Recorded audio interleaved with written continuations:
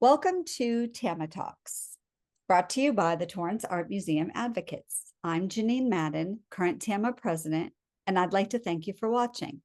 Today we'll be discussing work which is currently on view in the main gallery at the Torrance Art Museum in a show called Studio System, an Experimental Residency Project. The Studio System Project is a unique attempt to bridge the gap between artistic practice and the public. First held in 2015, Studio System seeks to bring the dynamism of the artist's studio into the museum space, encouraging audiences not only to see works as they are in progress, but to interact with the artists to discuss inspiration, sources, thoughts, feelings, content, and context, as well as chart the progression of the works over the month-long period that the project encompasses. This exhibition is on view through tomorrow, June 29th, and culminates in a closing reception tomorrow night from 6 to 9 p.m. at the museum. This reception is open to the public, and we invite you to attend. The museum is located at 3320 Civic Center Drive in Torrance, California, and is open Tuesday through Saturday from 11 a.m. to 5 p.m. Admission is free and donations are gratefully accepted. This discussion is being recorded and will be posted to our YouTube channel with all of our previous TAMA Talks. You can access it from our website, www.tamadvocates.com. Joining us today is Studio System resident artist Taylor Moon Castagnari. Taylor is a contemporary American artist and professor of design at Cal State University, San Bernardino. Her primary mediums are animation and digital illustration. Her animations are divided into poetically narrated, metaphoric animations and documentary-style animations. She prints and exhibits the illustrations from these animated films alongside the videos.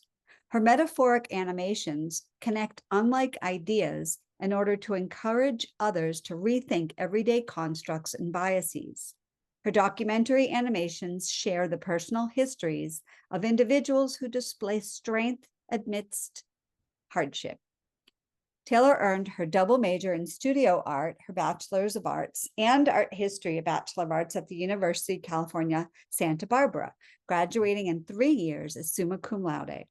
She received a master's of fine arts in art from the University of Oxford's Ruskin School of Art, wherein she received a Leavitt Scholarship. And we're so happy you could join us today, Taylor, to discuss your work as part of the Torrance Art Museum Studio System Residency Project. So thank you for being here. Thank you so much for having me. I'm so grateful for this residency opportunity, which I feel is really breaking the mold at what museums traditionally do and host in their spaces. And I'm so excited to be a part of just this innovative program.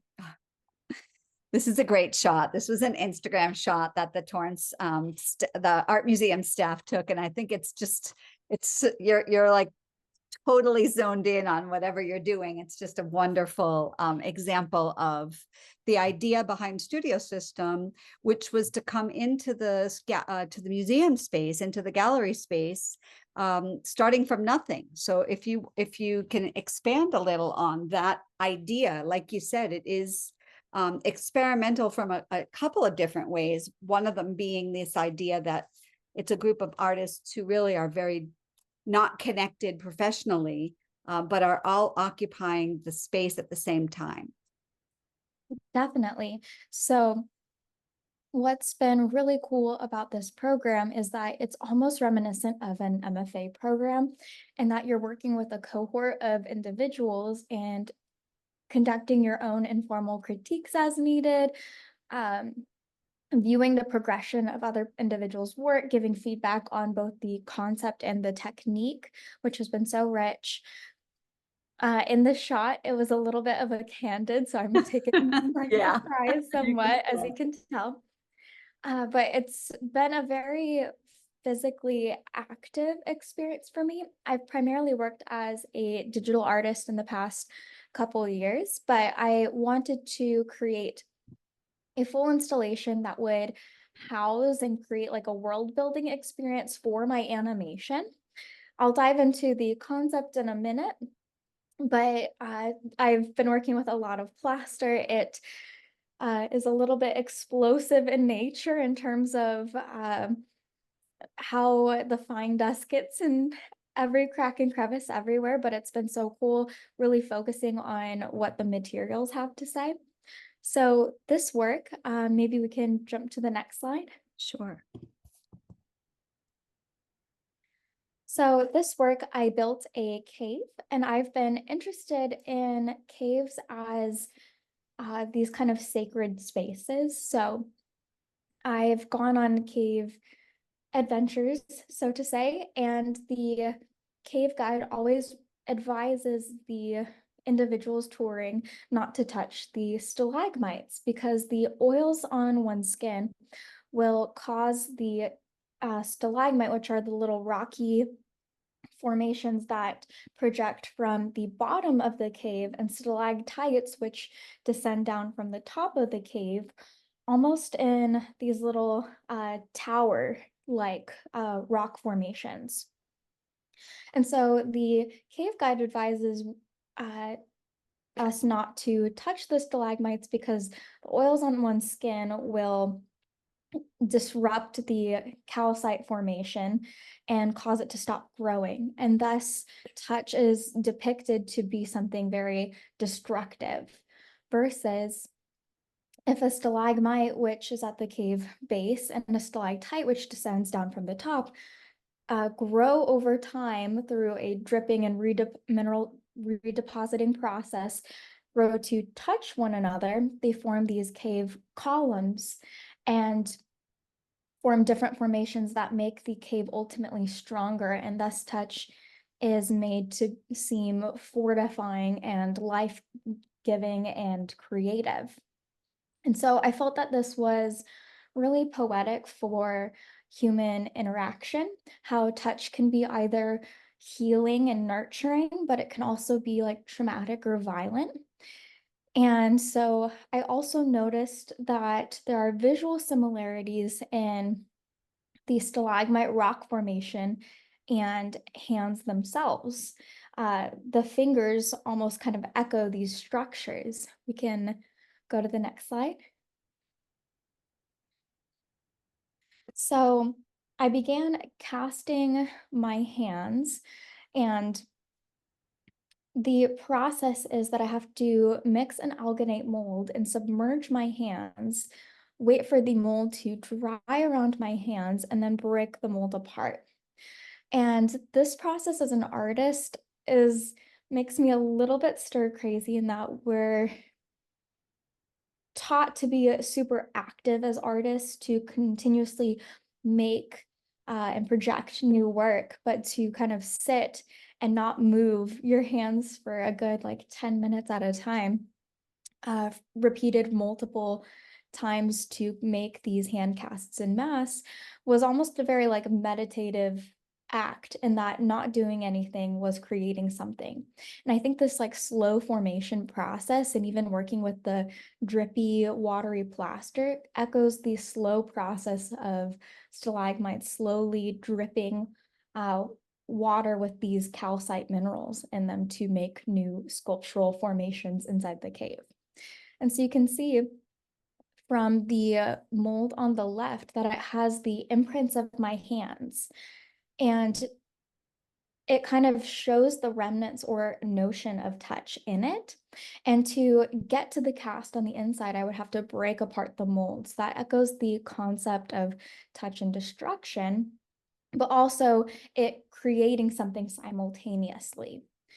The hands that were formed together, so the one in the back are embraced or clasped hands, and the one in the front are like more praying together hands. And you'll notice the one on the side has fingers broken because that was a standalone hand. And it echoes how to something in isolation is like structurally and formally a little bit more susceptible to like breakage into the elements, versus something formed together has like a stronger mass. So that almost is like poetically references Yeah. how together we can be stronger, and kind of touch and embrace can almost like fortify oneself. So yeah, really kind of leaning into how the stalagmites look, or how the fingers look like stalagmites, and embracing the broken fingers and actually putting those in the installation. What was really cool is I had several of the artists also participate and submerge their hands, and you would notice that they'd slowly get more impatient the longer the stopwatch would take. And it's also kind of a comical experience of needing to turn off the stopwatch when both of your hands are preoccupied. So it creates a little element of chaos. Could we go back to the previous slide? Yeah. So one thing about the plaster that I found really interesting is that it's this like white and sterile color. And it kind of almost is devoid of lifeblood. When you think about like white hands, you think of lack of life and whatnot. And I think that caves are these metaphoric encapsulations of the full life cycle. So for example, in art history, caves are referred to as like the womb of Mother Nature, but they're also a place where people would like bury their dead. They're also places of habitation historically, and you can even think about and further connection between the metaphor between caves and touch. Early cave paintings required like dipping your hands in different um, like pigments and then drawing or touching the cave walls. So I used a whiteboard style animation in the back, not only for it kind of echoing this black and white binary in terms of color, but also because whiteboard animations require that you draw something out, but you can swipe or literally touch something with your finger to erase something. So it's this process of creation and erasure.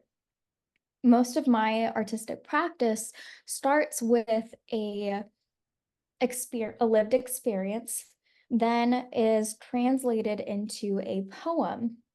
And I think that poetry and animation particularly go together really well, because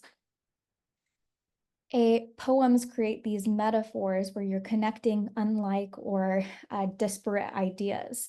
In animation, you're able to visually connect those disparate ideas in a way that is freer than even film and whatnot. So I used my own handwriting and doodles, and you can kind of see as I talk through the concept behind the work in real time. And I've illustrated these images of caves, of stalagmites, of different rock formations, and also interjected these images of like embrace or kissing or holding hands to kind of show those visual connections between them, and even depicted Michelangelo's God and Adam touching fingers, because that joining touch echoes the columns that are formed when a stalagmite and a stalactite join to touch one another.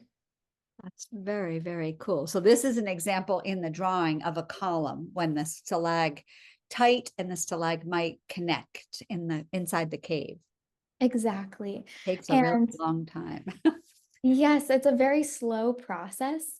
And I think that the cast almost uh, replicate the notion of reaching out for someone. And a lot of comments that I got during the residency were the hands surrounding the cave almost looked like they were kind of reaching up to this like sacred space of the cave, almost like in prayer or reverence, and how caves almost can be this like meditative space as well, because if you've ever been in a cave where they turn the lights out, it's really this kind of sensory experience where you're really just relying on your ears, and it's this quiet and this dark like you've not known before. So I think again, playing with the whites of the materials and kind of the notion of light and dark in a cave, I think is super interesting. Yeah, that sensory deprivation of there being no light, and oftentimes you're just kind of standing in the middle, I know the cave exploring that we've done, I am always waiting for a cave kiss when you're the lucky person for just a drop of water from the ceiling of Mhm. the cave to fall on you is always one of the big highlights for me. Oh, absolutely. And I So, think that it really sensory wise with like the echoey space is super interesting. I also built the caves that individuals can like step into it so they can pick up any of the hands and whatnot, kind of view them. If they break naturally in the process, that's encouraged or accepted because it all goes with the notion of touch can be destructive and creative. so you can walk inside this particular structure. Yes. And so the structure has even been adapted more since I've sent in this image, since it was about, I'd say, partway through the residency that I sent some of these photos.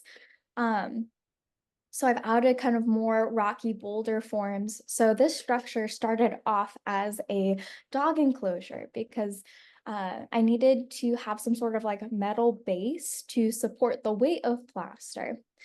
And I used spray foam insulation and chicken wire to give it a little bit more body, so to say. So that way it's a little bit less rectangular in shape. And then I continued to add boulders and rocks along the base and build it up, and then even add some to the top to round out this cave structure a little bit more. And I think what's important to note, particularly for your piece, is that this is a site-specific installation. When you came into the Torrance Art Museum, it's not like you brought this with you. You created it in the month-long residency there at the Torrance Art Museum. And so that's also just an aspect of this particular residency project that in and of itself is very unusual and unique. Absolutely. I was casting the hands in the space, mixing the buckets of water, taking the many a trip back and forth from the spigot. And after the residency hours, when the museum closed at 5, I would go home and begin animating each of the scenes of the animation. And so thus it was like a very integrated and all day process in which I'm just kind of immersed in the concept of this work. One thing that I found to be really cool was, since the whole notion is around like touch, you can see on the cave too in the like lower right hand corner specifically, everywhere where I would like take the plaster in my hands and kind of slap it on and move it around. So you kind of see the active imprints of touch. And the one thing that I would get from visitors a lot is when I was making these alginate molds for the hand casts. One, if you look inside the mold before you pour the plaster into it, it almost looks like little caves from where your fingers have created indentations or impressions into the mold. So I've documented that over time. Another really cool thing too is that when you break apart the molds, I ended up keeping a lot of those remnants in the space, and people have commented how it's surprisingly like wet, almost like a slimy but firm substance. So I've really invited other people to kind of touch and experience the exhibit for themselves. And that, of course, at the Torrance Art Museum is amazing, right? The idea that you can go into an exhibit where there's actually an opportunity to touch, because we're kind of programmed not to do so. I know when I was chatting with Gwen Samuels, same thing. She said that her work is touchable. And Mhm. that's just not something that we are used to as museum goers. Typically, there's every indication not to touch. So on Saturday, tomorrow night, when people come in for the reception, will they also have the opportunity to have that tactile opportunity to engage with your pieces? Absolutely. So I've already removed all of the plaster and the paper underneath, so it removes that extra barrier between the museum goers and the work and the space. They'll also actually have an opportunity in the last like 30 minutes of the closing reception to take one of the hands as a memento, because I Oh, think that impression and imprint is so important, and having things that you can take away um, kind of adds to kind of like the relational or connective aspect of the work. absolutely. My goodness, that's very, very cool. I think that so you were saying that you actually were able to use some casts of the hands of some of the other artists that were working at Studio System. Yes, yes. So Dylan participated, as well as Clarice and several other individuals had their hands submerged in the buckets, and really were surprised by the medium. And did you break the fingers off intentionally, or was that just a byproduct of or is it a very fragile medium? So, yes and no. Some of them were broken intentionally, and some of them, the mold is actually stronger than the plaster, and so they break naturally in the process. And so it kind of coincides with what I was mentioning earlier, where the hands that are formed together, they have more areas of that are joined, so they're stronger through connection, but the ones that are more spread apart, that have more space in between, negative space, are more susceptible to breakage. And so I think that in itself has been a cool um, poetic aftermath Yeah, of it's the very scrap. metaphoric for, for life and relationships in general. So Mhm. how wonderful. Now, I think this is the last slide, but I know that, there's a couple more. So there's this slide um, that depicts those stalactites in a beautiful way. And then, as you were saying, the idea of the hands as stalagmites coming up from the bottom.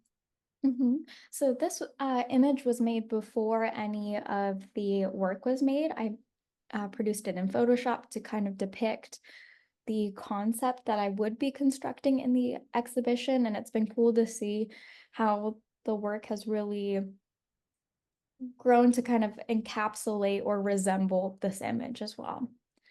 Absolutely. And then I think the next one. So tell us a little bit about balancing act. Yes, so a lot of my work revolves around metaphor and poetry, specifically having a feature animation. So concurrently, my work is up at the Riverside Art Museum, and it's using the cheerleading as a metaphoric archetype for mental health and for like neurobiology and how and psychology and how the brain processes, copes, and adapts to life. So it's looking at the structural components of a cheerleading squad and corresponding it to the structural components of the brain. So what's been really uh, cool about this experience is I was a cheerleader for 8 years.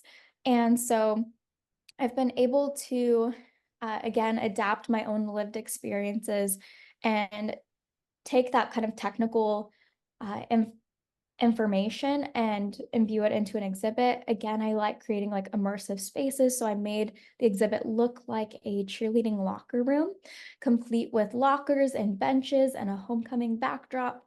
And unlike the current exhibit I'm doing at Studio System, this one, a lot of the images from my animation were digitally illustrated and then printed on metal. So it's more metal focused and more digital byproducts. The metal, though, really echoes kind of the metal of the locker room. And so I have everything from like foam fingers in the space to pom-poms to cheerleading bows. I correspond how the cheer pyramid, which is like conical in nature, echoes the same form of the pyramidal neuron. How it's made out of like branching subcomponents, but kind of has an apex up at the top.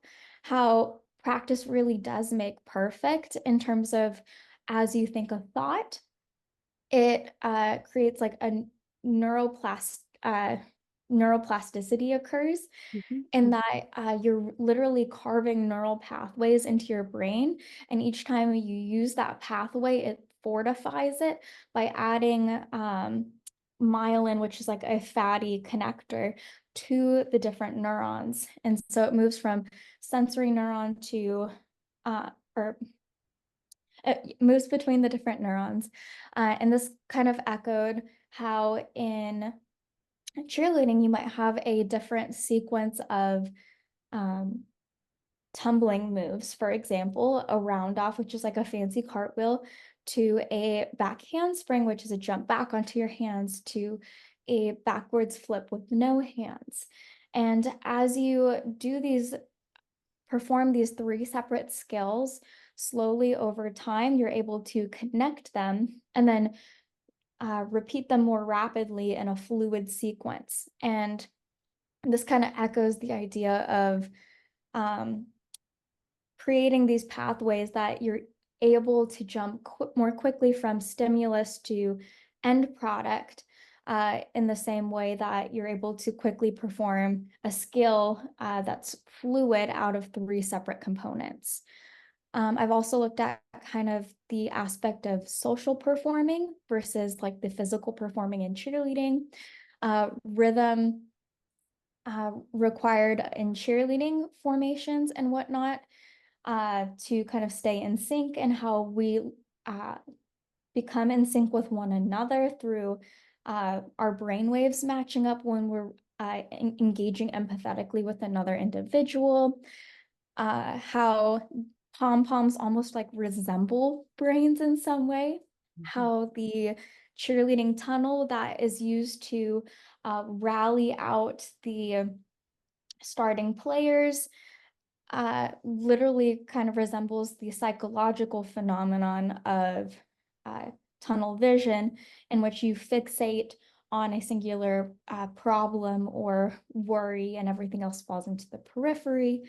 Been looking at how the cheerleader archetype is supposed to be very peppy in nature, almost to a hyperbolized or exaggerated extent, with like facials that can be seen from the crowd.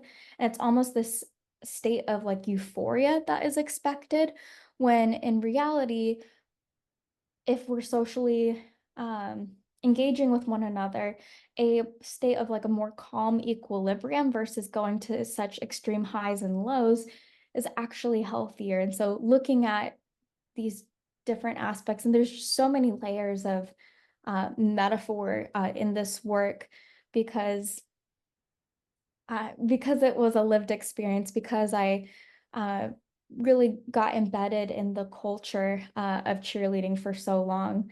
Like even the formations for cheerleading, the X's that you would move each individual as you transition for different jump sequences or dance sequences or stunting sequences, also aesthetically look like how the Enneagram and other psychological diagrams indicate how you lean towards more personality traits in health versus unhealth. Mhm. Um, and even looking at how like the mascot of the devil can be, which is often used in different sports and school environments for its like ferocity and competitive nature, how that can almost resemble like unwarranted feelings, or maybe even like kind of the darker side of emotion. So it's been really cool to unpack mental health in a way that's a little bit more accessible by adding a highly recognized American icon to it. Wonderful. And so this is going to be up through as the banner indicates, well into September, or at least September 8th. So hopefully folks who are able to will be able to see this work on view at the Riverside Art Museum. So thank Absolutely. you for sharing. And now you have a video that you would like to share. I'm going to see, let's see if we can pull that up. Yes, absolutely. So this is the video that pertains to my current Studio Systems Project. It's the animation that's projected onto the space. Let me go ahead and share my screen. Okay, great. And I'll read the poem as it's animated out.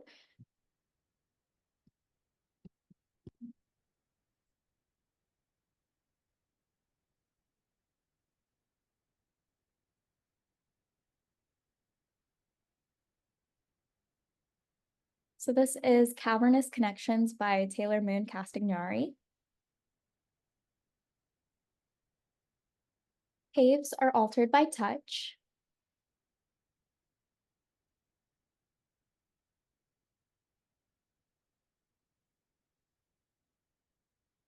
If a person touches a stalagmite,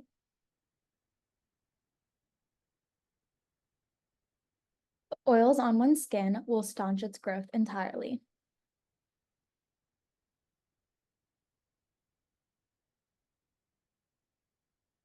Which is destructive touch. If a stalactite descends downward,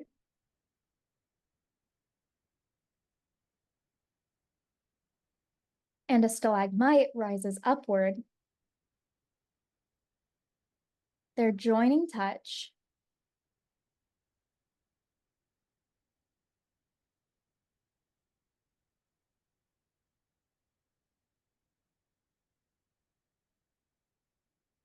forms a column.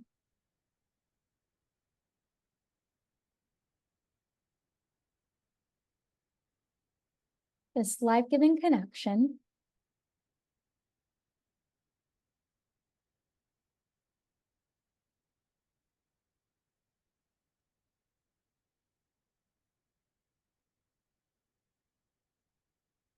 is echoed in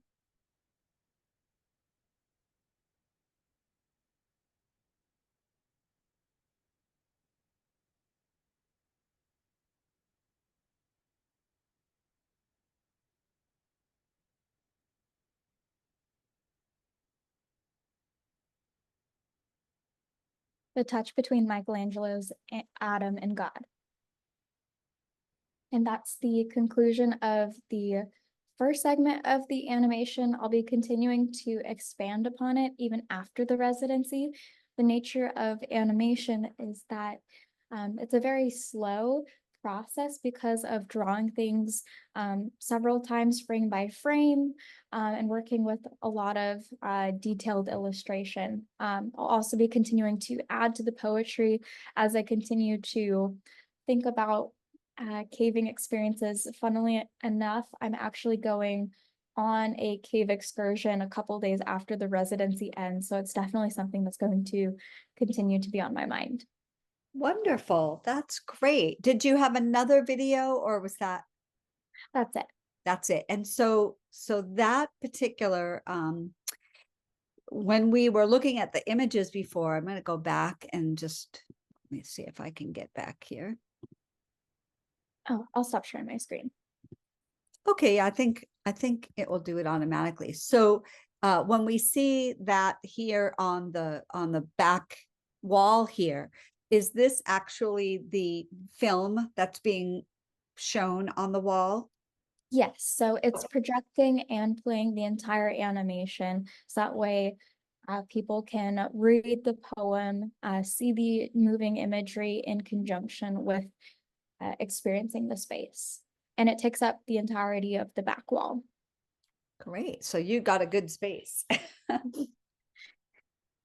There's really not a bad space in the museum. No, yeah, it's and there are what 11 artists on the inside, and Ashton's out on the patio. yes, exactly. Okay. So I'm just going to come through. I think my last slide just is a thank you. We really appreciate you taking the time today to tell us a little bit more about your work and walk us through the process, which is just it's you make it look easy, but we recognize the complexity of it. And so just thank you very, very much for joining us. Thank you so much for having me, and I'm so grateful for this residency opportunity.